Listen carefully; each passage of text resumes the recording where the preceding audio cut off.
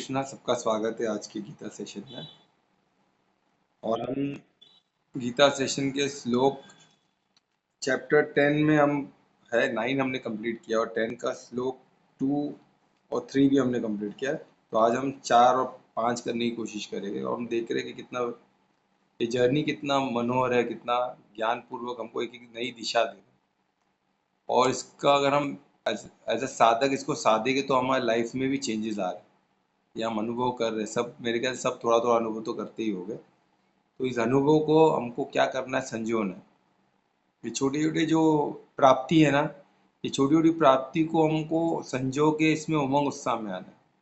तो ये छोटी प्राप्ति दिखती है पर ये जो प्राप्ति है बहुत बड़ी है। क्योंकि जैसे जो पहले हम प्रे करके आगे बढ़ते हैं, तो परमात्मा का आशीर्वाद जैसे हम अभी तक हमारे साथ है, आगे भी बना रहे। वो तो हमेशा हमें हमें बहुत परिशुद्ध प्रेम से प्यार करते हैं, उनका साथ हमेशा रहता है। फिर भी प्रार्थना से जो शक्ति मिलती है उसको कभी मिस नहीं करना चाहिए ना। तो वो अनुभव भी प्यारा है और शक्ति की जो प्राप्ति मिलती है वो भी बहुत प्यारा है। तो प्रार्थना की शक्ति को अनुभव करते हुए उसका फिर से एक बार प्रार्थना करते परमात्मा को याद करें। दोनों हाथों को नमस्कार मुद्रा में लाए हृदय के पास, लंबी गहरी सांस लें और सांसों की मदद से पूरे शरीर को शिथिल करें।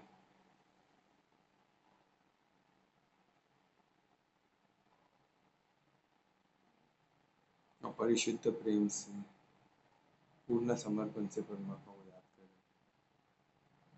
उनको धन्यवाद दें इस ज्ञान के लिए, हर पल के लिए, उनके आशीर्वाद के लिए, उनके प्रसाद के लिए। और प्रार्थना करें कि उनका आशीर्वाद,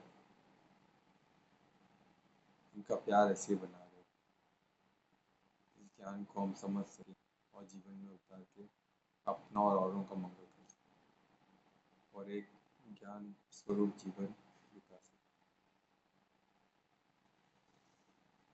उसे परमात्मा का धन्यवाद करते हैं। आत्मा का दर्शन करें वो लोगों के। ओम श्री गणेश स्टार्ट करते हैं। तो मैंने जैसे बताया कि चैप्टर 9 हमने कंप्लीट किया है और श्लोक चैप्टर 10 में श्लोक 3 भी हमने कंप्लीट किया है। तो मैं 3 का रिवीजन करते हुए आगे बढ़ूंगा। और जो मतलब जैसे मैं बता रहा, छोटी छोटी प्राप्ति जो होती है वो छोटा छोटा जो अनुभव है, जैसे बोलते हैं ना, एक एक बूंद से ही कुछ भी चीज़ छोटी छोटी से शुरुआत होती है। और एक एक बूंद भी आप देखते हो, बारिश की बूंद, कभी हम बाहर ऐसा बकेट रखते हैं, एक एक बूंद ही रहता है पर कुछ देर में पूरा बकेट भर जाता है। अगर हम रुक के देखें तो ऐसा लगेगा वो तो हमको घंटा लगेगा, क्या एक एक बूंद कब भरेगा। और उसको कंटिन्यूस जो प्रोसेस होता है, यहाँ तक कि पानी का जो बहाव रहता है, एक एक बूंद पत्थर को भी क्रैक कर सकता है। कंटिन्यू वही जगह पे एक एक बूंद गिरता रहे तो बड़े से बड़ा पत्थर भी टूट जाता है, पर समय लगता है। और उसकी भी शक्ति अपार है ना। एक एक बूंद की भी शक्ति अपार है, पर वो कंटिन्यूस निरंतर, अगर हमें छोटा छोटा बूंद की शक्ति भी परमात्मा से मिलते रहे तो वो सागर बनने समय नहीं लगे, है ना। तो इसीलिए इसका महत्व है। तो उसकी छोटी छोटी जो प्राप्ति है इसको संजो और इसके इसमें उमंग उत्साह में आना है ना, और आगे बढ़ते रहना। स्लोली बट श्योरली हमको बढ़ना है, ठीक है। रुकना नहीं है, डाउट में नहीं आना है, कंफ्यूज नहीं हो रहा है। किधर भी कंफ्यूजन कुछ है तो हम एक दूसरे के मददगार बनेंगे, एक दूसरे को पूछेंगे क्वेश्चन और सोल्यूशन निकालेंगे, एक दूसरे के मददगार बन के आगे बढ़ते हैं, ठीक है। तो हम श्लोक, जैसे मैंने श्लोक 3 का हमने कंप्लीट किया था, उसको रिवीजन करते हुए आगे बढ़ूंगा। तो श्लोक 3 में परमात्मा कहते, कृष्ण अर्जुन को बता रहे। पहले तो ये चालू क्यों हुआ था, कृष्ण अर्जुन को ये क्यों अपनी तरफ से दे रहे, क्या अर्जुन एकदम मंत्र मुक्त है। अर्जुन एकदम बोलते ना एक स्टेट ऑफ विस्मय में है। वो इतना ज्ञान सुन के वो समझ को क्वेश्चंस भी नहीं आ रहे, पर परमात्मा उसकी उसकी वो तो जो उत्सुकता है ज्ञान सुनने की, और उसकी जो निरंतर कोशिश है इसको समझने की, और उसका जो अभ्यास की क्षमता है, जो अभ्यास कर रहा है निरंतर और जो एफर्ट्स दे रहा है, उसको देख के प्रसन्न होते अपनी तरफ से इसको एडिशनल ज्ञान दे। और ये ज्ञान बोलते अभी तक का ज्ञान जो सुना उससे सर्वश्रेष्ठ है, सबसे उससे भी ज़्यादा पावरफुल है, उससे भी ज़्यादा भाग्य देने वाला। तो सोचो अभी 9 तक हमको लगा, अभी जैसे हमने 3 श्लोक किया हमको लगा वाकई में ये अलग दिशा देने वाला है। और हमको परमात्मा का अलग अलग और ऐश्वर्य के बारे में पता होगा, जिससे हम और परमात्मा की तरफ आकर्षित हो गए। और ये आकर्षण अच्छा है, ये आकर्षण परमात्मा की तरफ जो भी आपका आकर्षण है, जो भी आपका बढ़ाव है, एक एक कदम सब कल्याणकारी। तो उसमें कुछ भी हमको डाउट नहीं लग रहा। अगर हम परमात्मा की तरफ आकर्षित हो रहे हैं, तो कोई को बोलते हैं ना आकर्षण है गलत है, कुछ गलत नहीं। परमात्मा की तरफ जो आकर्षण है वो वो परिशुद्ध प्रेमी है और वो कल्याणकारी ही है, उसमें डाउट नहीं होना चाहिए, है ना। वो आकर्षण को गलत नहीं समझना चाहिए। नशा हो तो नशा बोलो, आकर्षण बोलो, सब मंगलकारी। नशा, बाकी हर नशा गलत है, पर परमात्मा का जो अध्यात्म का नशा है वो मंगलकारी, वो डिवाइन है, वो दिव्य है ना। उसको गलत नहीं सोचना है हमें, ठीक है। तो वैसे ही ये श्लोक में, 3 श्लोक में क्या बता रहे परमात्मा के, जो भी जो भी ऋषि मुनि जो भी है, ऋषि मुनि जो भी देवी देवता है, वो सब भी मेरे बारे में, मेरे पूरे, मुझे पूरा नहीं जानते। जो भी जानते हैं उनके भी सबके नॉलेज लिमिटेड है, मुझे पूर्ण जाना इम्पॉसिबल है। क्यों? इसमें एग्जाम्पल दे, सब पिता अपने पुत्र को पूरा जानते, पर पुत्र अपने पिता को पूरा नहीं जानता, उतना ही जानता है जितना उसको पिता अपने बारे में बताता। तो उसी तरह जो हमारे ऋषि, जो महर्षि भी है, जो ब्रह्म ऋषि जो सबसे टॉप पोस्ट पे, उनको भी जो ज्ञान है वो ज्ञान परमात्मा का प्रसाद, ये परमात्मा ने उनको बताया है, परमात्मा ने उनको जो ज्ञान दिया है, जो उनको उनके बारे में पता है, पर वो भी लिमिटेड है। पूर्ण परमात्मा को जानना, पूर्ण उनके हर ऐश्वर्य को कंप्लीट जानना, वो इम्पॉसिबल। तो हमको थोड़ी भी जो जानकारी मिलती है परमात्मा को, थोड़ी भी प्राप्ति मिलती है, उसको लेके हमको आगे बढ़ना, और थोड़ा भी हमारे लिए पर्याप्त है परम धाम के। हम सोचेंगे पूर्ण परमात्मा को जान के ही हम परम धाम पहुंचेंगे, ऐसा नहीं है ना। ये क्योंकि बड़े बड़े महर्षि भी नहीं पूरा जानते, वही बता रहे, उनको जो भी उनकी जानकारी है, ऐसे नहीं कि उनको कुछ पता नहीं है। हम अभी उतने बड़े, इतने कुछ उनके इतने वेद पुराण लिखे हैं, तो सब में, ये सब ऋषियों ने लिखा है ना, तो उसमें सब में परमात्मा का ऐश्वर्य के बारे में, उनके स्वरूप के बारे में लिखा हुआ है। और तो हमको इसमें बता रहे हो कुछ नहीं जानते। पहले श्लोक 2 में लिखा है, श्लोक 2 में लिखा है जो भी जानते हैं, है ना। एक तो कॉन्ट्रडिक्शन है, तो इसमें जो भी जानते हैं वो क्या है, लिमिटेड है, वो मेरे ही थ्रू मिला। और कैसे जानते हो उसका भी हमको श्लोक 3 में बता रहे। श्लोक 3 में ये बता रहे कि जो भी ये जानते हैं, जो भी भक्त मुझे जानते हैं, वो मुझे अजन्मा बोल के जानते हैं। अभी अजन्मा का हमने किया था श्लोक, रिकॉर्डिंग में देख लिया था, पूरा डिटेल में किया था। तो मैं थोड़ा, एकदम डिटेल भी नहीं, वो एडवांस का टॉपिक है, मैं थोड़ा बता क्या क्या बोला। अजन्मा होते हैं क्या, एक बहुत बड़ा क्वेश्चन मार्क है। तो बोलते हैं अजन्मा नहीं होते, पूरे वर्ल्ड में इस चीज़ को कोई मानता नहीं। पर परमात्मा अजन्मा वो हिसाब से है कि तुमके उनके पहले कोई था ही नहीं ना, तो वो एक है। पर आज इंसानों में भी अजन्मा होता है क्या? बिल्कुल होता है, पर इंडिया में तो काफ़ी कॉमन है। अभी नहीं होता होगा तो हम कलयुग में, क्योंकि उतना हमारे में शक्ति नहीं है, उतना समर्पित हम हो है नहीं परमात्मा को, और उतना योग की शक्ति भी नहीं। पर पहले योग बल से बच्चे होते थे, योग बल से, योग की शक्तियों से भी बच्चे पाना ये संभव है, संभव है, आज भी है। पर उतनी शक्ति, उतने योग योग की शक्ति, उतनी सिद्धि किसी के पास है नहीं। और उसके साथ परमात्मा को समर्पित, पूर्ण परमात्मा को प्राप्त की हुई आत्मा भी नहीं है, परमार्थी आत्मा भी नहीं है। तो ये दोनों ही होना जरूरी है इस चीज के। योग बल से भी बच्चा होते हैं, और ये हमारे इधर, हमारे इंडियन कल्चर में तो बहुत कॉमन है। ये गणेश जी सबसे बड़े प्रमाण है। पार्वती माता को गणेश जी योग शक्ति से ही प्राप्त हुए, योग बल से ही प्राप्त हुए। उसी तरह 5 पांडव, अर्जुन को ये संबोधित बोल रहे अजन्मा, तो अर्जुन बहुत इजीली उसको कनेक्ट कर पा रहा, क्योंकि अर्जुन स्वयं योग बल से प्राप्त हुआ है कुंती माता को। और सब 5 पांडव पुत्र, यहाँ तक कि जो कर्ण भी योग बल से ही मिला, है ना। तो ये हमको समझना है कि योग की शक्ति से भी, वेस्टर्न में भी हुआ है, हमने देखा है कि एक जन्म हुआ है, पर उसको लोग नहीं मानते, उनकी माता को उनकी वर्जिनिटी प्रूफ करनी पड़ रही। तो वेस्टर्न में ये सब पॉसिबल नहीं है, वेस्टर्न में वो है नहीं, हमको नहीं पता, पर उन तो वर्जिनिटी मांगते हैं, माता माता से वर्जिनिटी का प्रूफ मांगते हैं। सोचिए क्या हाल है। पर इंडिया में तो बहुत कॉमन है, इंडिया में अजन्मा योग बल से बच्चे होना ये सबको पता है। पर आज हमने देखा नहीं, हमने अभी तो कुछ डिस्टेंस नॉलेज में भी हम बोलते हैं ना, अभी कुछ साज हमको अभी आगे नियर फ्यूचर में तो हमको नियर पास्ट में भी नहीं दिख रहा है, ये बहुत पहले की बात है।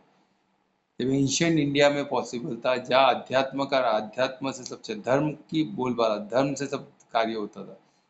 जैसे अर्जुन, अभी कृष्ण अर्जुन को संबोधित कर रहे, तो अर्जुन तो योग बल से ही पैदा हुए ना, तो उस समय तक ये सब बहुत कॉमन था, कॉमन प्रैक्टिस, है ना।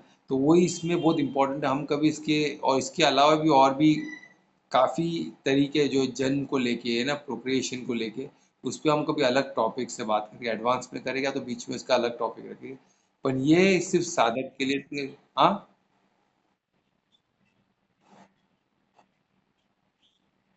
हाँ, पर वो इसके थ्रू हुआ था, वो टेस्ट ट्यूब बेबी। हाँ, वो योग बल से नहीं था, वो टेस्ट ट्यूब बेबी था। तो ओके, तो वो टेस्ट ट्यूब बेबी भी हमारे कल्चर में, जैसे टेस्ट ट्यूब बेबी आज जो है तो तभी मटके में रख के एक साथ एक ही से टेस्ट ट्यूब बेबी से 100 बच्चे एक साथ, वो भी इंडिया में हो चुके हैं, इंडियन कल्चर। तो ये अद्भुत है, साइंटिफिकली विज्ञान क्षेत्र में भी इंडियन कल्चर काफ़ी आगे है। और उसका बेनिफिट आज मॉडर्न आज के ज़माने में भी लोगों को मिल रहा है, उसमें से देख देख के तो सब टेस्ट ट्यूब भी निकला कैसे, इसी से प्रेरित होके उस चीज़ को ट्राई किया गया और सक्सेसफुल हो गया, है ना। ये तो वो होता है ऐसा, ये बोध भी आना ऐसा पॉसिबल है, ये भी आना एक बहुत बहुत पावरफुल संदेह, ये बहुत पावरफुल थॉट है ना। ये आना भी किधर से आ गया, ये यहाँ से ही मिला है लोगों को, वेस्टर्न। उन्होंने बोला इधर पॉसिबल, इधर दिया है तो पॉसिबल होगा, तो उन्होंने काफ़ी चीज़ पॉसिबल करके देखा था। तो उन्होंने ये चीज़ देख के उन्होंने बोला पॉसिबल इधर लिखा है तो पॉसिबल होगा, हमें इसमें पूरे लगन से इसमें मेहनत करके देखना है। उनको मिला, और वो चीज़ आज पॉसिबल है, टेस्ट ट्यूब में भी आज ये हो रहा है ना, ये फैक्ट है, तो उसको कोई डिनाई नहीं कर सकता। वैसे काफ़ी चीज़ हम मेहनत करने पे सब सिद्धियाँ सब पॉसिबल होगी। पर वेस्टर्न वर्ल्ड को हर चीज़ भौतिक ही चाहिए ना, मटेरियल, लैब में सब कुछ फाइंड करना, उनको खुद पे नहीं मेहनत करना, उनको साधना नहीं है कुछ चीज़, हर चीज़ वो लैब पे करेंगे, जो भी लैब पे ही उनको चाहिए, क्योंकि वो तप नहीं कर सकते, त्याग नहीं कर सकते, वो सबसे बड़ा उनका प्रॉब्लम है, जेन्युइन प्रॉब्लम है उनका, हम समझ सकते हैं। पर इंडिया में तप और त्याग तो बहुत कॉमन है, तप त्याग के बगैर समर्पण, ये सब योग शक्ति, ये सब मिल ही नहीं, सिद्धि नहीं मिल सकता, भक्ति नहीं मिलता तो सिद्धि कहाँ मिले, है ना। संकल्प से सिद्धि और भक्ति से सिद्धि मिलती है, दो ही तरीके हैं, और दोनों के लिए तप और त्याग चाहिए, उसके बगैर पॉसिबल नहीं। ठीक है, तो ये उनकी बहुत बड़ी कमी है। जिस दिन वो पूरा कर देंगे, जिस दिन वो एक चीज़ पूरा कर दे, तो उनसे ज़्यादा एफर्ट्स कोई नहीं देता, तो शायद वो सिद्धियां भी प्राप्त करें, है ना। तो अपन जहाँ तक हो सके, ये बोलते देवी कुल को ही ये सिद्धियां प्राप्त हो सकती है, शायद परमात्मा, तो हर चीज़ परमात्मा का प्रसाद ही है ना। तो जब तक जो देवी कुल में आएगा नहीं, उसको सिद्धियां मिलेगी नहीं, वो भी एक रीज़न हो सकता है ना। इस पे भी हम कभी, देवी कुल क्या होता है, इस पे भी हम कभी पर्याप्त में, ये सब साधक का ये एडवांस में हम डिस्कस करेंगे, तो अभी कंफ्यूजन हो जाएगा, तो ये क्या है, ये मेरा साधा हुआ है, और कुछ लोग जो साधते हैं उनके डिस्कशन का, इसमें गीता में किधर भी वो लिखा नहीं है। तो हम गीता का करें तो हम गीता के श्लोक को लेके, उसमें से कुछ पॉइंट्स को लेके बेसिक लेवल पे, उस वर्ड्स को लेके उस वर्ड्स पे एक्सप्लेनेशन पे ही रहेंगे, उसके बियॉन्ड जम जाएगी नहीं। ठीक है, तो इसमें हमने देखा अजन्मा का, तो एक बहुत ब्यूटीफुल एस्पेक्ट इसमें दिया है कि वो परमात्मा बोल रहे मैं अजन्मा हूँ, मैं अनादि हूँ, मैं कोई बिगनिंग नहीं है, क्योंकि वो शुरू से वो हमेशा थे, और उन्होंने उनसे ही सब क्रिएशन निकला है, तो क्रिएशन उनसे निकला है, तो क्रिएशन को कैसे पता चलेगा कि क्रिएटर कौन है, वो पता नहीं चल सकता, तो वो क्रिएशन के पहले से ही क्रिएटर एग्जिस्ट थे। तो वही इस श्लोक में लिखा गया, और जो भी मुझे जानते हैं, तो इसमें बहुत प्यारा और शब्द, बहुत प्यारा एक वर्ड है, जैसे मैंने बोला ना, साधने के लिए वर्ड मैं हर श्लोक में बताता हूँ, तो इसमें जो मैं साधता हूँ वही आपको बताऊंगा। असमुदा, असमुद, ये जो एक वर्ड है बहुत प्यारा है, तो इसमें बोल रहे जो असमुद है रहते, जो ऐसे व्यक्ति जो इस चीज़ को मानते हैं और उसमें पूरा विश्वास रखते हैं, वो असमुद है, तो वो इसीलिए मानते कि वो मैं अजन्मा हूँ, ये मानते हैं। मैं ही अनादि हूँ, मैं, मेरा कोई बिगनिंग नहीं है, और मैं ही सबका स्वामी हूँ, हर लोक का। तो इसमें एक बहुत, और एक बहुत प्यारा शब्द है, वेति, वेति लोक महेश्वरा, बहुत प्यारा शब्द है, इसको भी आप साध सकते हो। तो इसमें बोलते सब लोकों के स्वामी है परमात्मा। तो वो बोलते हुए फिर बोलते कि जो भी ये चीज़ को जानता है, इस चीज़ पे, ये चीज़ को 100% बिलीव करता है, वो हर पापों से मुक्त है, हर पापों से वो मुक्त हो जाता है ऑटोमेटिकली, क्योंकि परमात्मा की प्राप्ति की तरफ बढ़ता है। जैसे हम परमात्मा को प्राप्त कर देते हैं, हमको मुक्ति प्राप्त से मिली जाती थी। तो परमात्मा को प्राप्त करना है ना, परमात्मा हमसे थ्रू कार्य करना है। तो परमात्मा हमसे तो कार्य करेगा तो फिर क्या हो जाएगा, ये तो कर्म सब उनके अधीन है ना, कर्म का लॉ भी उनके अधीन है, तो एप्लीकेबल नहीं होता है। वही इसकी इसकी शक्ति को देखिए आप, और उसकी प्राप्ति को देखिए, प्राप्ति से क्या हमको मिलने वाला है। तो ये इस श्लोक में बताया गया। और जो असम मुंडा का जो मीनिंग है उसको मैं शॉर्ट में लेके, यानी उसका मतलब होता है स्टेडी इंसान, जो स्टेडी है, कंपोज्ड है, इनफैचुएटेड, यानी किसी के मोहित मोह में नहीं आता, और परमात्मा से ही मोहित है और किसी के मोह में आने वाला नहीं। वो स्टेडी उसी की तरफ बढ़ेगा, कंपोज्ड है, उसको कोई हिला नहीं सकता, स्थिति एकदम स्थिर है ना। और वो डिल्यूटेड है, वो नॉन डिल्यूटेड होना है ना, उसको कोई ट्रिक नहीं कर सकता है, उसको कोई मिसलीड नहीं कर सकता है ना, ना उसको कोई बहला सकता है, फुसला सकता है। इन शॉर्ट उसका बोलने का मतलब, उसको कोई बहला नहीं सकता है, उसको कोई मोहित नहीं कर सकता है। उसको कोई बड़ा, ये बड़ा है तो उसको फॉलो कर, तो आंख बंद करके फॉलो नहीं करेगा, क्योंकि वो एक को ही फॉलो करता है, परमात्मा को, बस खत्म, पीरियड। वो एकदम फोकस्ड है। तो ऐसा इंसान सब पा गया ना, परमार्थी हो चुका है। तो हम देखते हैं आजकल, थोड़ा पैसे वाला रहा तो उसके पीछे लोग भागना चालू कर देते हैं, थोड़ा ज्ञानी दिखा तो उसके पीछे भागना चालू, उससे मोहित हो जाते हैं। कोई खूबसूरत दिखा तो उससे मोहित हो जाते हैं, कोई फेमस दिखा तो उससे मोहित, कोई ज्ञानी दिखा तो उससे मोहित, कोई तपो व्यक्ति, कोई एकदम तप में है, कोई ऋषि मुनि तप में है, वो तप से ही मोहित होके उनके पीछे। बस हर चीज यानी मोहित होने में तो परमात्मा के सिवा किसी से हमको मोहित नहीं। कौन असमुदा का मतलब होता है उसी परमात्मा से मोहित हुआ है, बाकी किसी से। ठीक है, तो ये श्लोक 3 था, तो उसका रिवीजन करते हो। अभी इसी श्लोक, ये श्लोक का फाउंडेशन लेके हम श्लोक 4 में पहुंचेंगे। इसमें ये बताया कि सभी पापों से मुक्त हो सकते हैं जो ये समझते हैं, मुझे अजन्मा मानते हैं, मुझे अनादि मानते हैं, और मुझे सब लोगों का स्वामी मानते हैं, वेति लोक महेश्वरा, मुझे जो मानते हैं वो हर सिन से मुक्त होते है ना। तो ये श्लोक 3 में बताया गया। तो श्लोक 4 में हम पहुंचते, तो उसके पहले मैं ध्रुवेश से रिक्वेस्ट करूंगा कि श्लोक पढ़े, 4 और 5 एक साथ पढ़े, तो एक साथ कंप्लीट करेंगे, वो दोनों कंबाइन ही है। चलो ध्रुवेश।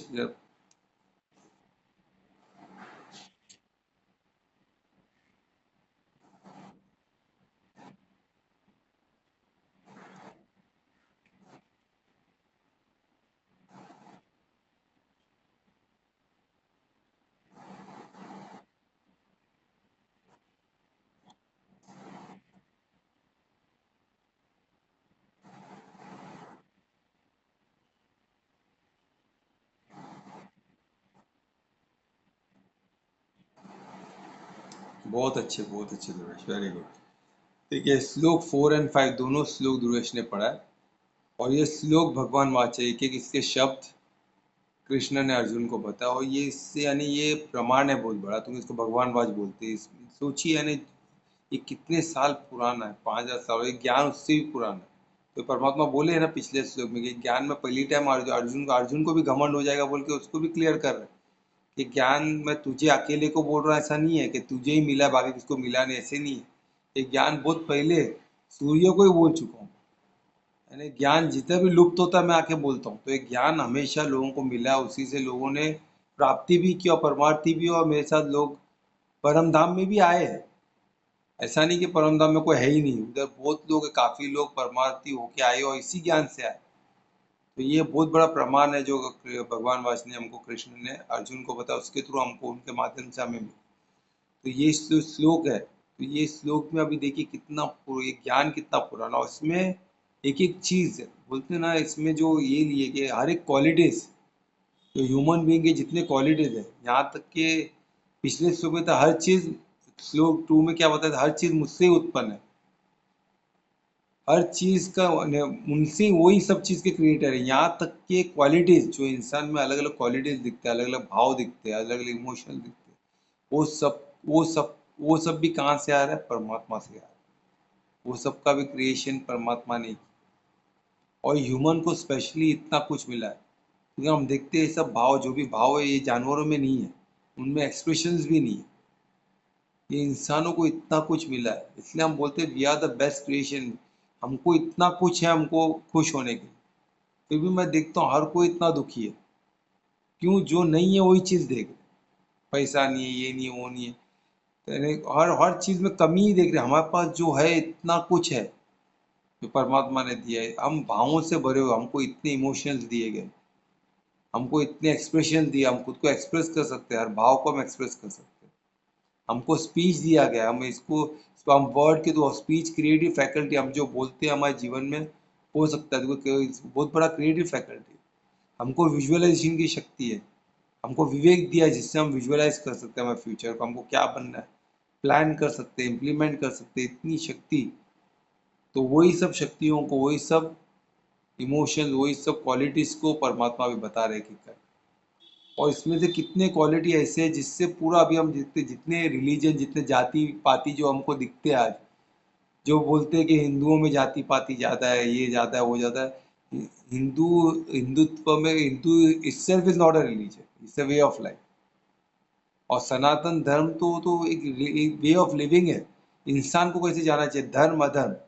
सनातन धर्म यानी वर्ण आश्रम धर्म, यानी वो वे ऑफ लाइफ है, कैसे इंसान को जीना चाहिए, को सस्टेनेबल कैसे, जिधर हम खुद को, इस पृथ्वी को और हर जीव को कैसे सस्टेनेबली हम रख सके, इसको कंटिन्यू कैसे दे। सस्टेनेबिलिटी कहाँ से लाए? तो सनातन धर्म और सस्टेनेबिलिटी का प्रतीक।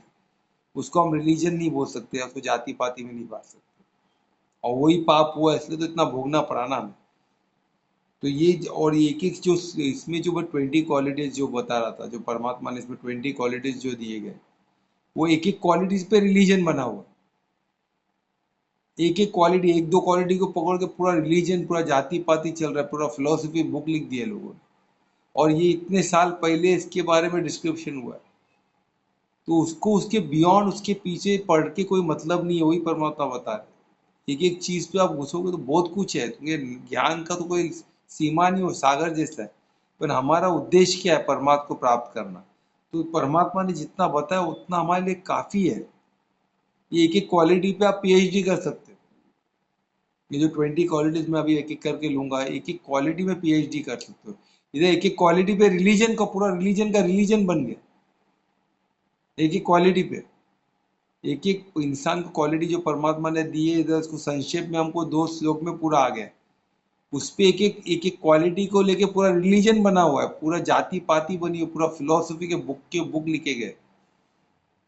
वो सब व्यर्थ है, उसके पीछे समय देना। हमारे पास समय नहीं है, हमको जल्द से समय नहीं है, इन द सेंस ये मैनिफेस्टेशन में करना है।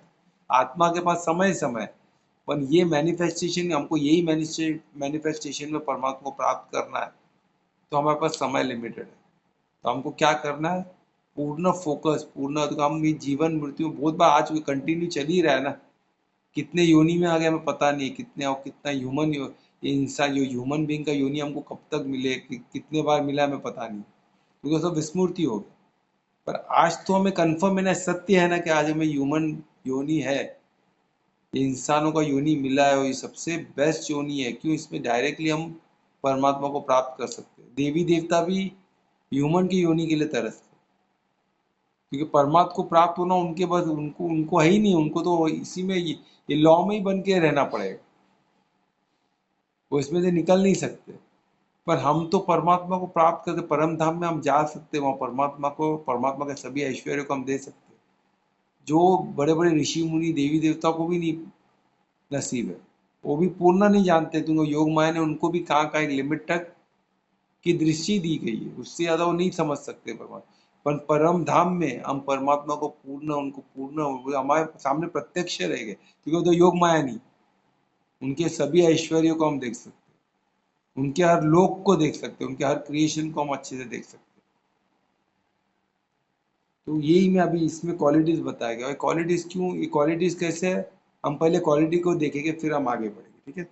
तो सबसे पहले क्वालिटी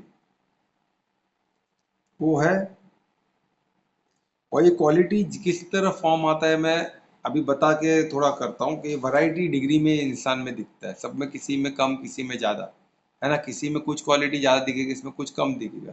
वो कैसे डिपेंड करता है? जैसे इलेक्ट्रिसिटी, इलेक्ट्रिसिटी एक ही है, पर उसका वो गैजेट के ऊपर डिपेंड करता है कि वो क्या, बल्ब में जाएगा तो लाइट बन जाएगा, पंखे में आएगा तो पंखा घूमने लग जाएगा, मोबाइल में जाएगा तो एक कम्युनिकेशन डिवाइस बन जाएगा। वही इलेक्ट्रिसिटी मोटर पंप में जाएगा तो मोटर पानी खींचने का इक्विपमेंट बन जाएगा।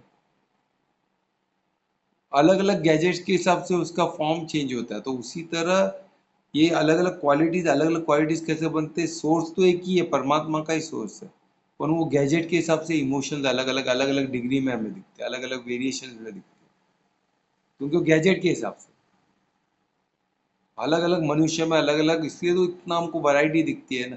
वो मूड्स में दिखते हैं, मूड यानी मनोभाव, मूड स्विंग हमको दिखता है अलग है, मनोभाव लोगों का अलग अलग है। क्यों अलग है? बिकॉज अलग अलग क्वालिटीज की वजह से, क्यों उनका टेम्परामेंट अलग होता है यानी स्वभाव अलग होता है। क्यों? अगेन ये 20 क्वालिटीज की वजह से। क्यों? उनका डिस्पोजिशन, क्यों उनका इंक्लिनेशन रहता है, उनकी प्रवृत्ति रहती है, वो भी अलग अलग रहती है। क्यों? Again because of this 20 qualities. ये 20 क्वालिटीज मूल है ना। तो ये जो श्लोक है, दो श्लोक इतना पावरफुल है, तो इसमें मैं अभी एक एक क्वालिटी लेता हूँ, तो आपको समझना है इसी में हमारा मूड, इसी में हमारा टेम्परामेंट और इसी में हमारा डिस्पोजिशन दिखाता है ना, यानी इसी में हमारा मनोभाव है। हम जो भी मनोभाव, जो भी अलग अलग अलग मनोभाव देते हैं, वो ये 20 क्वालिटीज से ही हो, ये 20 क्वालिटीज से हो। जो भी हम देखते हैं लोगों का जो टेम्परामेंट है, जो हम बोलते हैं ना स्वभाव, वो भी इसी 20 क्वालिटी से निकलता है।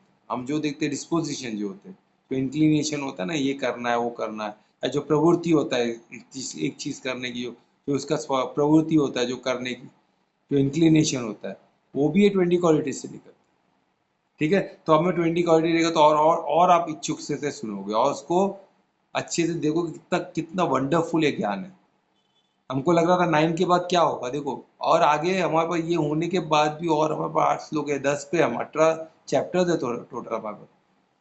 सोचिए क्या क्या हमें प्राप्ति होने वाली है ना। तो इसको, ये हमारा भाग्य है कि हम इसको समझ सके, इसको जीवन में उतार सके। तो हमको साधक बन के इसको साधना है एक एक चीज को। ठीक है, तो मैं एक एक क्वालिटीज को चालू करूंगा। सबसे पहला है बुद्धि। अभी बुद्धि का क्वालिटी देखिए, बुद्धि, बुद्धि का क्या काम है? परमात्मा ने बुद्धि एक क्वालिटी हमको दी है, उससे क्या है? उससे हम विश्लेषण कर सकते हैं, उससे हम एनालाइज कर सकते हैं, है ना। एनालाइज किसका कर सकते हैं? हर चीज का, हर चीज का। ऐसा नहीं कि हम पर्टिकुलर से भौतिक चीज का ही कर सकते हैं, अध्यात्म का भी कर सकते हैं, पर हम उसको किसके लिए यूज करना है, कौन किसके के लिए यूज करता है, उस पर डिपेंड करता है ना। तो हम बुद्धि से क्या कर सकते हैं? विश्लेषण कर सकते हैं, और आकलन, आकलन कर सकते हैं, मूल्यांकन, मूल्यांकन बोलते हैं ना, वो कोई प्राइस चाहे हम दिखते हैं, मूल्यांकन का क्या, मूल्यांकन को क्या बोलते हैं कि उसका मूल्य क्या है, वो भी निर्धारित हम बुद्धि से कर सकते हैं कि इसमें फायदा है कि नहीं, इसमें नुकसान है कि नहीं, ये मूल्यवान है कि नहीं हमारे लिए, या हमारे लिए बेनिफिशियल है कि नहीं, ये सब किस्म का एनालाइज ये बुद्धि से हो सकता है। तो इतना पावरफुल है क्वालिटी। ठीक है, इसका डिटेल हम आगे कभी करेंगे, तो एक एक अभी शॉर्ट में मैं डिस्क्राइब करता हूँ। बुद्धि, हम बुद्धि को काफी समझते हैं, तो जिधर हम नहीं समझते हो तो मैं ज्यादा समझ दूंगा। तो बुद्धि हमें पता है, उधर सब मेमोरी होती है, टू एनालाइज, और यही मेमोरी को लेके हम एनालाइज वगैरह करते हैं, है ना। हार्डवेयर में क्या हो गया? मेमोरी हो गया। इंटेलेक्ट क्या हो गया? उसको एनालाइज करने की जो क्षमता है, वो इंटेलेक्ट हो गया। तो उसको इस तरह समझो। ठीक है, और उसके बाद होता है ज्ञान।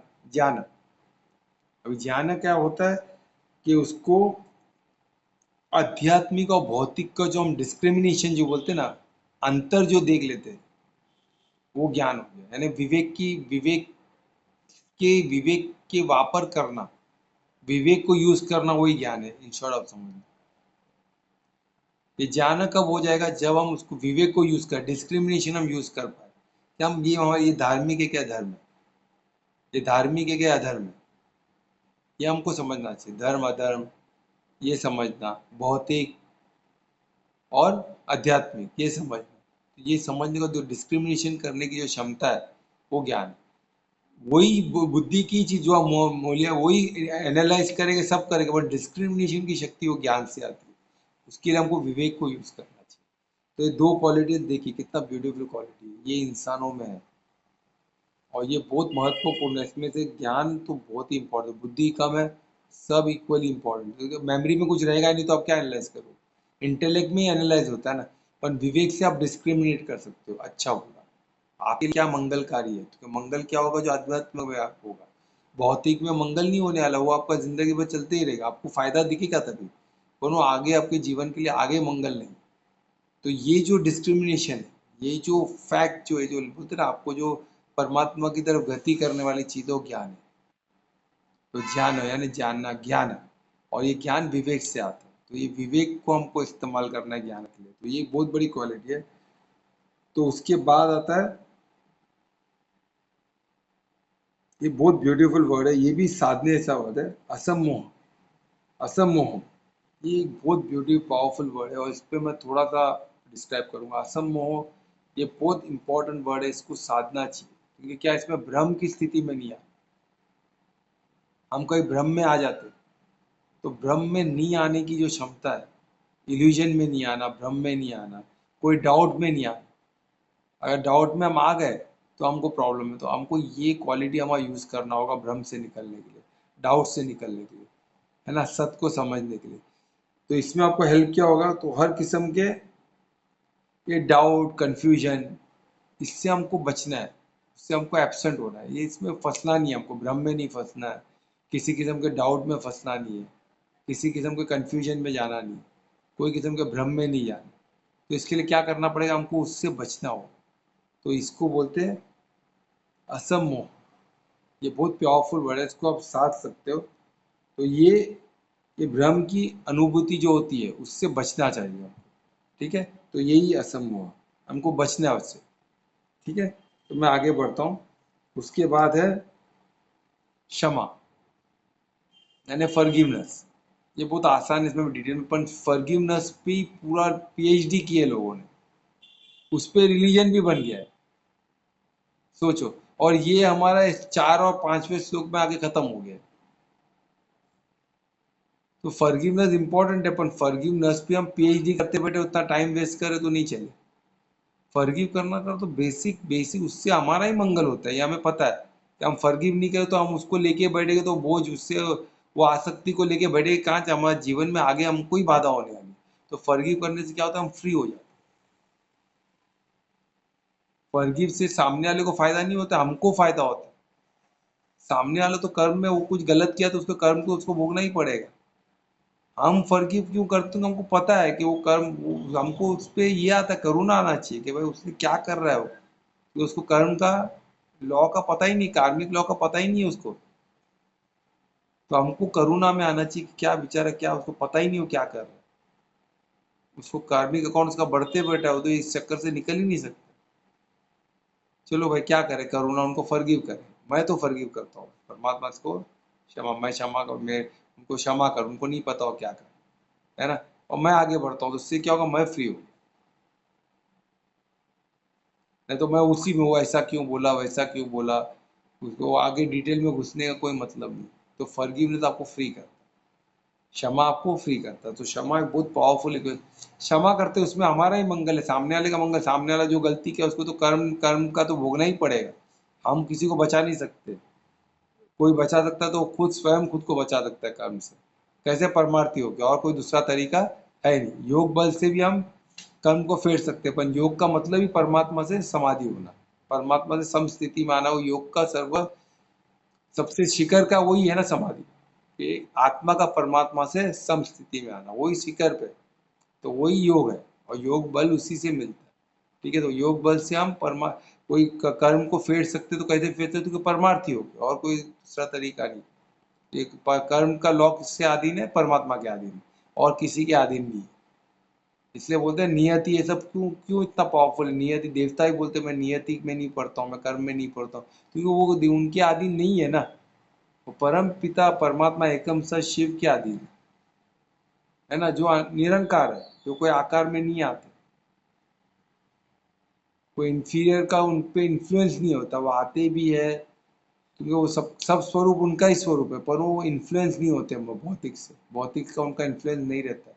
और हम भी परमात्मा की ही अंश है, तो हमें भी भौतिक का कोई इन्फ्लुएंस हमारे में नहीं रहना चाहिए। पर आज कलयुग है, तो हम ज़्यादा से ज़्यादा भौतिक से इन्फ्लुएंस होते हैं, अपने बॉडी से, आसपास के भौतिक चीज़ों से हम इन्फ्लुएंस हो जाते हैं। तो वही तो गलत है ना, वही तो, ये पूरा ज्ञान उसी के लिए तो है, ठीक है। तो ये क्षमा करने में हमारा ही फायदा है, और किसी का फायदा नहीं, हमारा खुद का स्वयं स्व का फायदा है ना। तो वो हम क्षमा करने का प्रैक्टिस चालू, हर किसी को क्षमा करें, ठीक है। एक पल भी वेस्ट न करें क्षमा कर, तुरंत, किसी ने आज किया तुरंत क्षमा करो। किसके लिए? हमारे खुद के भले के। ठीक है। तो उसके बाद है सत्यम, सत्य। ये बहुत ही पावरफुल चीज है सत्य, यानी ट्रूथ, एब्सोल्यूट ट्रूथ। इसको क्या ये इधर इसका इसका इधर क्वालिटी का मतलब, इसमें क्वालिटी में सत्य क्यों है? क्योंकि ये सत्य ये अभी है, तो हमको इसको डिक्लेयर करना चाहिए। सत्य को छुपा के नहीं रखना है कभी। कभी कभी कोई अपने स्वार्थ से बताते नहीं है सत्य, सत्य को छुपाते हैं। तो उसमें क्या होता है, उसमें वो उसका वो गलत है। सत्य को डिक्लेयर करना पड़ेगा। सत्य को आप लोगों को सामने, और सत्य क्या है? सत्य यानी जो धार्मिक चीज है। धर्म के लिए आपको बोला, अधर्म से, अधर्म का तो कोई गिनती है ही नहीं इधर। अधर्म का तो बात हो ही नहीं, हम धर्म का धार्मिक बात ही कर रहे हैं। धर्म के क्षेत्र में सत्य को आपको डिक्लेयर करना पड़ेगा। किसी को खराब तो तभी वो धर्म में आ सकता है ना। सत्य को समझ सकता है इंसान, सत्य को डिक्लेयर करना ही पड़ेगा, है ना। और सत्य को हम जानते हैं क्या है? सत्य क्या है? टेम्पररी है। सत्य क्या है? परमानेंट है। और उसको डिक्लेयर करना है। ठीक है, सत्य को तो डिक्लेयर करना ही, सत्य को समझना है, लोगों को समझाना है। सत्य एक बार हम युक्ति से उसको ये कर सकते हैं, तो वो टेम्पररी चीज है। टेम्पररी चीज का इतना महत्व नहीं। तो इधर में सत्य का मतलब होता है सत्य और सत्य दोनों। तो उसमें सत्य को डिक्लेयर करना ही होगा, सत्य को आपको जीना है। सत्य को लोगों को ज्ञान ज्ञान बताना है, सत्य को ही बताना होगा ना। आत्मा परमात्मा ये सब सत्य है। बॉडी है क्या है? सत्य। ये अभी है ना बॉडी, ये मैनिफेस्टेशन आपको है, तो ये सत्य है। पर सत्य क्या है उसके पीछे का? हम आत्मा है, परमात्मा जो अनंत। ठीक है। तो ये हो गया। ठीक, अब इसके बाद का हम देखेंगे। इसके बाद का है धम्म। अभी धम्मों पे पूरा रिलीजन सेट हुआ। धर्मों को लेके पूरा रिलीजन जाति पाति बन गए, सोचो। एक धर्मो वो सिर्फ एक 4 और 5 का श्लोक का एक शब्द मात्र है। ये ज्ञान की आप सीमा देखो क्या, क्या असीमित है ज्ञान। वही बोलते हैं ना, ज्ञान परमात्मा तो ज्ञान सर्वज्ञाता है, यानी ज्ञान का भंडार है। तो उसका कोई एक शब्द पे पूरा रिलीजन, पूरा जाति पाति बन सकता है। तो धम्म, धम्म यानी क्या होता है? इंद्रियों को पे नियंत्रण, अपने इंद्रियों पे नियंत्रण, टोटल नियंत्रण। और इंद्रियां कितनी है? प्रांच ज्ञानेन्द्रिया और प्रांच कर्मेंद्रिया, तो ये पूरे 10 इंद्रियों पे पूरा नियंत्रण, पूर्ण नियंत्रण। कोई धमाका जो ये क्वालिटी हमें होनी चाहिए। ये क्वालिटी भी अलग अलग गैजेट में अलग अलग चलता है, अलग अलग बॉडी अलग अलग तरीके से उसको यूज करते हैं, वो हिसाब से उनका मूड, है ना, उनका मनोभाव, स्वभाव और प्रवृत्ति दिखता है। ठीक है। तो हमको समझना है किधर किधर हम इंसानों में फर्क क्यों दिखता है, ये सब क्वालिटीज की वजह से। इंद्रियों को कौन, पूरे 10 इंद्रियों को कौन कंट्रोल करता है, वो देखना है। और हमको करना है, हमको पूरे 10 इंद्रियों को कंट्रोल करना है, उनको नियंत्रण में रखना, उनको धर्म की तरफ भगाना है। 10 घोड़े समझो, उसको अपने धर्म की तरफ भगाना, उसको अधर्म की तरफ नहीं भगाना। अधर्म के बनेगा तो हम किधर जाएंगे? खड्डे में जाएंगे, नीचे जाएंगे। हमारा उड़ती कला नहीं होता तो उतरती कला होगी। हमको उड़ती कला की तरफ बढ़ना है, परमात्मा की तरफ बढ़ना है। तो उड़ती कला के लिए क्या करना पड़ेगा? 10 इंद्रियों पे कंट्रोल हो, उसको धर्म की तरफ चलाना है, क्योंकि धर्म में स्वयं परमात्मा इन्वॉल्व होते हैं। बाकी सब में वाया उनके एआई सिस्टम, यानी वाया उनके लॉज, उन्होंने जो सिस्टम तैयार किया उसके थ्रू बाकी सब चलते। तो परमात्मा इनडायरेक्टली इन्वॉल्व है, पर इसमें डायरेक्टली इन्वॉल्व है, वो स्वयं इन्वॉल्व होते हैं। इसलिए तो स्वयं निमित्त कृष्ण को भगवान बात क्यों बोलते? स्वयं परमात्मा उनके मुख से बोल रहे, स्वयं सोचो कितनी बड़ी बात है। ये हमको ये अनुभव बहुत प्यारा है, तो ये अनुभव सबको हमको क्या करना है? इसको प्राप्ति मार्ग, इस पे धीरे धीरे आगे बढ़ना। ठीक है। तो धमम धमम आप समझ गए, पूरे पूर्ण इंद्रियों पे पूर्ण नियंत्रण, पूर्ण नियंत्रण, पूरा नियंत्रण होना चाहिए 10 इंद्रियों पे। ठीक है। उसमें 5 ज्ञानेंद्रिय और 5 कर्मेंद्रिय, ये भी हमको समझना है ना। ज्ञानेंद्रियों पे भी और कर्मेंद्रियों पे भी। ज्ञानेंद्रिय क्या, जो हम देखते हैं सुनते हैं, और कर्मेंद्रिय जो हाथों से, जो मैं बताऊंगा डिटेल में, जिसको मालूम नहीं तो अलग से पूछ सकते हो। तो मैं जब फटाफट करूँ तो हम हो नहीं पाएगा समय में। ठीक है। अभी दूसरा है समा। अब ये बहुत पावरफुल चीज है। समा यानी मन को संयम में करना। ये भी हमारे में क्वालिटी परमात्मा ने दिया है। कोई कितना वेरिएशन में कर पाते हैं, कोई को पूर्ण मंजित होते हैं, जैसे कृष्ण अर्जुन पूर्ण मंजित हुए, है ना, तभी तो परमार्थी हुए है ना, पूर्ण समर्पित हुए। तो ये हमको पूर्ण मन पे संयम होना चाहिए। अगर मन मंजित बनना योग का सबसे इम्पोर्टेंट लक्ष्य ही वही है। तो मंजित होना बहुत जरूरी है। मंजित पे तो पूरा फिलॉसफी, मन पे माइंड पे तो पूरा सबकॉन्शियस माइंड माइंड और क्या क्या उस पर पूरा पीएचडी हो गया। उस पर तो फिलॉसफी इतने कुछ लिखे गए हैं, लोग उसमें घुसते बैठे हैं, कोई मतलब नहीं है। हमको मंजित होना है बस, और मन क्या हमको पता है। तो उस पर कैसे जीत हासिल करना है, मन को अपने काबू में रखना, संयम में रखना, ना कि उसके गुलाम बनना। वो हमारा गुलाम है, हम उसके गुलाम नहीं है, क्लियर होना चाहिए। ठीक है, तो वही चीज मैं बोलना, यानी मन को संयम में रखना, नियंत्रण में रखना, जिस जिस तरह आप समझो। ठीक है, उसके बाद है सुकम, यानी जॉय। ये भी एक किस्म का क्वालिटी है हमारे पास, हम सुखी रह सकते हैं, बिल्कुल रह सकते हैं।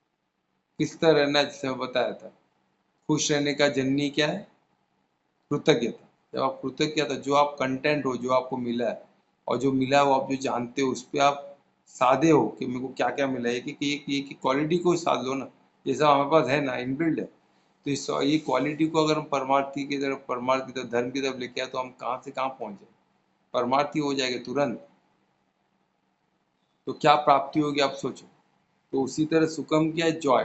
जॉय खुशी, है ना, ये सब सुख में आया। तो ये सब जॉय, ये सब किधर से, ये सब इसके जननी कौन है, कृतज्ञता। आप कृतज्ञता व्यक्त करो कि मैं आज सब कुछ देख सकता हूँ, तो कृतज्ञता, सब मैं टेस्ट कर सकता हूँ, कृतज्ञता, हर चीज के लिए कृतज्ञता। हर चीज परमात्मा का हमको गिफ्ट ही है ना, सब प्रेजेंट ही है, गिफ्ट ही है हमारे लिए। तो उसको हमको क्या करना चाहिए, धन्यवाद करना चाहिए परमात्मा, कृतज्ञता व्यक्त करना चाहिए, तो हम खुश रहेंगे, है ना। तो एक बहुत पावरफुल है सुख। सुख का फिर दुखम, दुखम भी हमारी क्वालिटी है। जैसे अगर हम भौतिक वर्ल्ड में रहेंगे तो ड्युअलिटी रहेगी। ये जो भी क्वालिटी बता रहे हैं, भौतिक भौतिक का बता रहे हैं, यानी बॉडी बॉडी कौन, बॉडी में सब क्वालिटी है। आत्मा की क्वालिटी तो अलग है। मैं बॉडी की क्वालिटी की बताऊँ तो सुख दुख ये दोनों रहने वाले। तो ये ड्युअलिटी, बॉडी एंड ड्युअलिटी हो गया ना। तो हमको किधर फोकस करना है, सुख पे। अगर दुख आता है तो भी न्यूट्रल रहना है हमको, ऐसे उस पर फर्क नहीं पड़ना चाहिए हमको, क्योंकि हमको पता है ये दोनों क्या है, ये सब कुछ टेम्पररी है, ये परमानेंट नहीं है। परमानेंट में क्या है, आत्मा है। तो वो चीज़ समझना चाहिए। ठीक है, तो ये क्या होगा, दुक्कम हो गया यानी सौरव, उसका ऑपोजिट। फिर आता है भवम। अब भवम यानी क्या हो गया, हमारा अस्तित्व को हम जो जानते हैं कि हम अस्तित्व में है, जो बॉडी के थ्रू, जो बर्थ के थ्रू हमें जो मैनिफेस्टेशन मिलता है, इससे हमको ये ये अनुभव होता है कि हम अस्तित्व में है ना, हम अस्तित्व। अभी ये सत्य है ना कि बॉडी में है, हम एक दूसरे से बात कर रहे हैं, यही इंस्ट्रूमेंट को यूज करके हम बात कर रहे हैं। तो ये अस्तित्व हमको हमारा ये हमको अस्तित्व हमारा दिखाता है, यानी बर्थ से। तो इससे हम, पर हम क्या है, ये हमको भूलना नहीं है, ये सत्य है। पर सत्य क्या है, इसके पीछे के चालक हम है, इसके पीछे के क्रिएटर है ना। तो आप क्या रहोगे, आपका टेम्परामेंट, मनोभाव, स्वभाव सब चेंज हो जाएगा, सब परमार्थी हो जाएगा। और आपको परमार्थी होने के लिए तो हम मेहनत कर रहे हैं ना, तो हमको ये सब चीज़ पे मेहनत करना है। तो हमको देखना है कि कौन सा क्वालिटी को हम किस तरह, किस दृष्टिकोण से देखें, उसको कैसे हैंडल करें। ठीक है, और उसके अभाव, अभाव यानी इसमें क्या होता है कि मृत्यु का भय, यानी डिsillusion, समाप्त हो जाना, मृत्यु हो जाना, मृत्यु का अनुभव। तो मृत्यु का जो नॉन एग्जिस्टेंस का अनुभव, जो एग्जिस्ट, कुछ नहीं एग्जिस्ट करता है, शरीर खत्म हो गया तो क्या होगा। इसलिए तो लोगों को डर बैठा है ना कि शरीर नहीं, मुझे नॉन एग्जिस्टेंस, ये कोई भी भाव नहीं रहेगा। तो हम आत्मा की क्वालिटीज पे, आत्मा की क्वालिटी पे हम चलेंगे, हम ऑपरेट करेंगे। तो बॉडी से जो बेस क्वालिटी मिलती है, तो ये बॉडी से है ना, तो इसमें बॉडी का हमको नॉन एग्जिस्टेंस महसूस होगा। तो बॉडी एग्जिस्ट नहीं करे तो नॉन एग्जिस्टेंस, पर हम किधर है, हम अवेयरनेस ही है ना। तो हमको उसमें रहना है। तो उसमें रहने से जब हम उसी में स्थित है, परमार्थी हो, तो हम परम धाम पहुंच जाएंगे। तो वहाँ सब कुछ पावरफुल रहने वाला है। तो मैं थोड़ा फास्ट करता हूँ, कि आज करूँ क्या कल करूँ बैलेंस। हाँ कल करते ना, बहुत लेट हो जाएगा। तो यहाँ हम रुकते, तो कोई याद दिलाना कि मैं किधर था, भाव अभाव में था। ठीक है। तो मेरे ख्याल से 4 तक ही हुआ है ना, तो चलो यहाँ से ही मैं करूँगा। तो हम 4 का रिवीजन करते हुए 5 को हम कंप्लीट करेंगे। ठीक है, तो किसी को कुछ क्वेश्चन है तो पूछ सकते हैं प्लीज। सर, दसों इंद्रिय कौन से हाँ, हैं? सर, दसों इंद्रिय कौन से हैं? एक 5 कर्मेंद्र, 5 क्या ज्ञानेंद्रिया है, और 5 कौन है, कर्मेंद्रिया। ठीक है, तो 5 ज्ञानेंद्रिया तो सबको पता है। कर्मेंद्रिया को हाथ हाथ हो गए, पैर हो गए, है ना, जो हम मुख से बोलते हैं, जो जो मूत्र जैसे निकलता है, मल जैसे निकलता है, वो सब हमारे 5 इंद्रियां। ठीक है, तो ये डिटेल में हम बाद में करेंगे।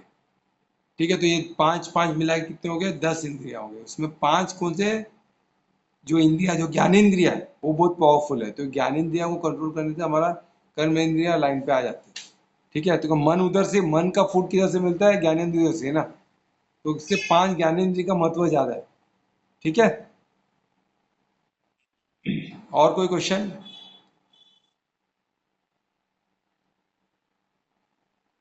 नहीं तो कीर्तन कौन करेगा, नीलम मैडम कीजिए कीर्तन।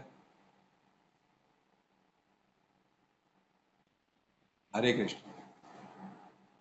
झोली में फूल भरे हैं, एक झोली में कांटे रे, कोई कारण होगा, अरे कोई कारण होगा। पहले बनती है तकदीरें, फिर बनते हैं शरीर। पहले बनती है तकदीरें, फिर बनते हैं शरीर। ये तो प्रभु की कारीगरी है, तू क्यों है गंभीर, अरे कोई कारण होगा, अरे कोई कारण होगा। एक झोली में फूल भरे हैं, एक झोली में क्वाटेरे, कोई कारण होगा, अरे कोई कारण होगा। धन का बिस्तर मिल जाए पर नींद को तरसे नैन, धन का बिस्तर मिल जाए पर नींद को तरसे नैन। कांटों पर भी सोकर आए किसी के मन को चैन, अरे कोई कारण होगा, अरे कोई कारण होगा। एक झोली में फूल भरे हैं, एक झोली में कांटे रे, कोई कारण होगा। तेरे बस में कुछ भी नहीं, ये तो बांटने वाला बांटे रे, कोई कारण होगा, अरे कोई कारण होगा। सागर से भी बुझ न सकती कभी किसी की प्यास, सागर से भी बुझ नहीं सकती कभी किसी की प्यास। एक ही बूंद से हो जाती है किसी की पूर्ण आस, अरे कोई कारण होगा, अरे कोई कारण होगा। एक झोली में फूल भरे हैं, एक झोली में कांटे रे, कोई कारण होगा, अरे कोई कारण होगा। तेरे बस में कुछ भी नहीं, ये तो बांटने वाला बांटे रे, कोई कारण होगा। नाग भी डस ले तो मिल जाए, नाग भी डस ले तो मिल जाए किसी को जीवन दान। कि नाग भी डस ले तो मिल जाए किसी को जीवन दान। चींटी से भी मिट सकता है किसी का नाम निशान, अरे कोई कारण होगा, अरे कोई कारण होगा। एक झोली में फूल भरे हैं, एक झोली में कांटे रे, कोई कारण होगा। तेरी बस में कुछ भी नहीं, ये तो बांटने वाला बांटे रे, कोई कारण होगा, अरे कोई कारण होगा। और हरे कृष्ण। हरे कृष्णा, बहुत अच्छे, बहुत आवाज भी बहुत क्लियर था, बोल भी बहुत प्यारे थे मैडम, बहुत अच्छा आपने गाया। धन्यवाद आपका। ऐसे ही हफ्ते में एक बार तो आके हमको आपका आवाज का, है ना, ये एक ऐसे आपके शुभ वाणी से कीर्तन सुनने का सौभाग्य दीजिए। ठीक है, और बाकी महामंत्र भी करोगे आप? महामंत्र कर लीजिए। हाँ, हरे कृष्ण, हरे Krishna, Hare Krishna, Hare Krishna, Krishna Krishna, Hare Hare, Hare Rama, Hare Rama, Rama Rama, Hare Hare, Hare Krishna, Hare Krishna, Krishna Krishna, Hare Hare, Hare Rama, Hare Rama, Rama Rama, Hare Hare, Hare Krishna, Hare Krishna, Krishna Krishna, Hare Hare, Hare Rama, Hare Rama, Rama Rama, Hare Hare. हरे कृष्णा। बहुत अच्छे। 3 run हो गया ना? हाँ, हरे हरे कृष्णा, राम। बहुत अच्छा। नहीं नहीं, बहुत अच्छा, बहुत अच्छा, बहुत अच्छा। तो धन्यवाद सबका। कल 9 बजे हम फिर से मिलेंगे। शुभ रात्रि, सबका मंगल हो। राधे राधे।